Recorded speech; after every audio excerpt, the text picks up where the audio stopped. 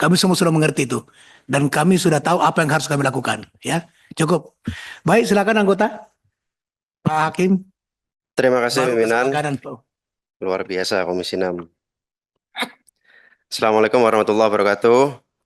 Yang saya hormati pimpinan dan anggota Komisi 6, yang saya hormati Pak Mufti, Ketua BPKN, kemudian ada beberapa influencer di bidang kosmetik, ada beberapa dokter-dokter juga.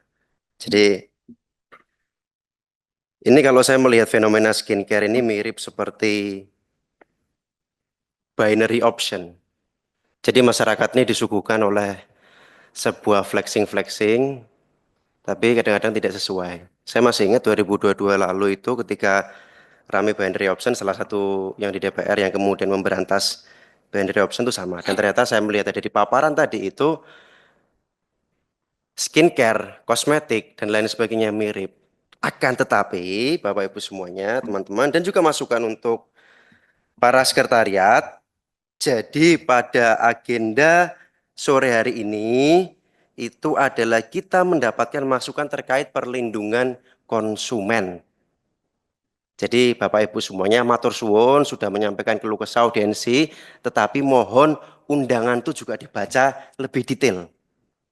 Karena kami tadi ini mendengarkan masukan berkaitan dengan perlindungan konsumen dari Pak Ketua BPKN, dari Mbak Vera, sama sedikit tadi dari Pak pengacara. Seperti itu. Tapi tetap kami mengapresiasi sudah memberikan edukasi berkaitan dengan skincare, kemudian kasus-kasus yang banyak terjadi, dan juga ada beberapa yang sudah mendampingi korban, juga kami ucapkan terima kasih. Akan tetapi sekali lagi di sini dari nama-nama yang kita undang kita belum mendapatkan masukan. Kira-kira apa masukannya ini? Kita ini rapat di sini fokusnya memang alhamdulillah ada yang menyampaikan audiensi berkaitan dengan permasalahan.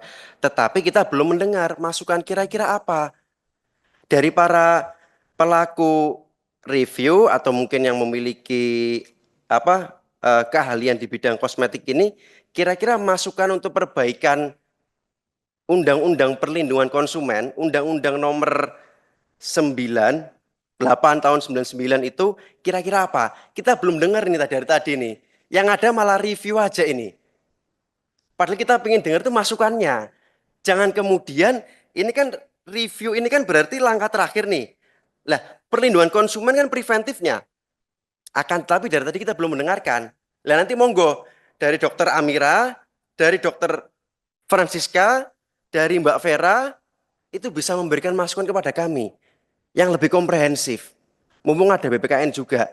Karena memang mohon izin, bukan kita tidak menerima audiensi, enggak.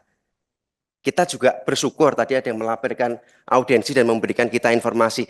Tetapi fokus kita di sini adalah mendapatkan masukan berkaitan dengan Undang-Undang Perlindungan Konsumen. Karena Komisi 6 ini lagi membahas, lagi membentuk panitia kerja agar Undang-Undang Perlindungan Konsumen ini lebih sempurna. Jadi kalau kesah dari Pak Ketua BPKN bisa diakomodir, kemudian tidak perlu ada sampai ada dua belah pihak kalau saya melihat ini. Ada yang dari pihak pelaku produsen, ada yang dari pelaku reviewer. Saya nggak mau masuk ke ranah ini, mohon izin pimpinan. Karena sebelum rapat tadi saya sudah menyampaikan juga ke pimpinan, ada oknum reviewer yang ditenggarai melakukan pemerasan. Yang ditenggarai melakukan uji lab di klinik yang tidak terakreditasi. Saya tidak menyebut siapa dan saya tidak mau masuk ke ranah itu, saya kembalikan ke agenda. Agenda di sini adalah kita ingin mendapatkan masukan. Panjenengan semua di sini yang lebih jago. Panjenengan semua di sini juga berpengalaman. Baik mendampingi korban ataupun mereview, mempelajari berkaitan dengan kosmetik. Jadi salah satu sektor di perlindungan konsumen yaitu kosmetik dan obat-obatan, kita bisa mendapatkan masukan yang komprehensif. Karena kosmetik dan obat-obatan ini baru salah satu sektor. Belum nanti sektor-sektor yang lain. Jadi monggo nanti bisa dimasukkan dalam jawaban tertulis dari para pelaku, disampaikan aja masukan kepada kami. Oh, ini nih ada nih masukan. Supaya konsumen kita tidak dirugikan. Supaya konsumen kita tidak termakan flexing. Supaya konsumen kita lebih cerdas. Kira-kira masukan-masukan itu yang kita butuhkan dari para pelaku-pelaku ini. Itu yang pertama kepada para dokter-dokter ini. Kemudian selanjutnya saya ke BPKN. Di paparan tadi disampaikan yang menjadi repot adalah apabila itu rantai produksinya panjang. Terkadang produsen itu juga bisa menjadi konsumen. Dalam hal ini, kalau kita ambil contoh untuk pelaku industri kosmetik, produsennya itu biasanya maklum di tempat lain. Nah, batasan-batasan mereka kapan sebagai produsen dan kapan sebagai konsumen, ini saya rasa yang perlu dirumuskan. Monggo nanti kalau teman-teman yang di sini ingin memberikan masukan tambahan juga tidak apa-apa. Jadi supaya nanti ketika kita merumuskan undang-undang perlindungan konsumen yang baru ini lebih komprehensif. Jadi batasan-batasan atau mungkin sampai mana Pak ranahnya itu Pak? Kapan dia sebagai produsen, kemudian kapan dia sebagai konsumen itu bisa dirumuskan. Kemudian saya juga ingin menyampaikan, terkadang kita ini hanya fokus pada produk barang. Akan tetapi ada juga produk jasa yang seringkali konsumen ketipu, Pak. Yang sering kali konsumen dibujui, kalau bahasa orang Jawa. Dihapusi, Pak. Ini kan kadang-kadang bias. Mungkin kalau di sektor kosmetik dan obat-obatan ini jasa konsultasi. Oh nanti kalau pakai ini, belum beli produknya. Ini batasannya sampai mana? Kapan ketika dia, contoh nih Pak, mungkin kepada para dokter-dokter juga, contoh, konsultasi, saya harus pakai apa? Kemudian yang memberikan jasa konsultan, merekomendasikan A, B, C. Dan kemudian dikembalikan kepada konsumen untuk mengambil keputusan belinya, treatmentnya, atau mengambil langkah seperti bagaimana. Dan ternyata contoh-contoh aja ini tidak sesuai dengan yang diambil yang diputuskan. Lah berarti ini di mana nih ranahnya ketika konsumen mau mengadu?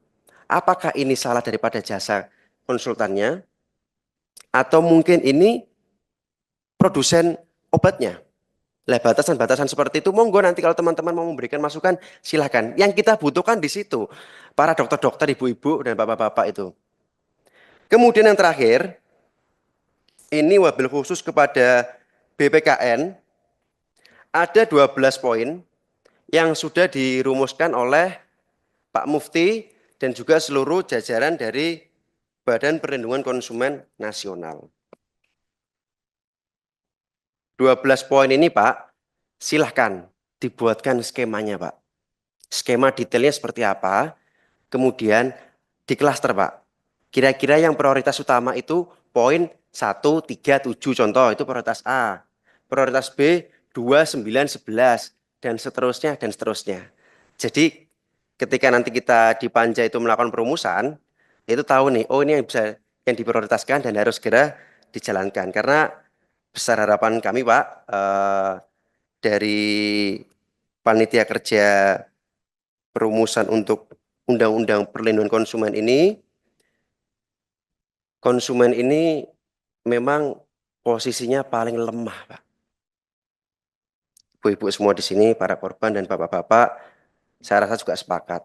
Tapi konsumen ini juga kadang-kadang untuk mendapatkan informasi yang utuh, itu juga sulit. Oknum produsen ada yang nakal. Oknum regulator ada yang nakal juga. Oknum reviewer ada yang nakal juga. Nah, ini supaya kemudian kejadian-kejadian seperti ini tuh tidak berkelanjutan, Pak.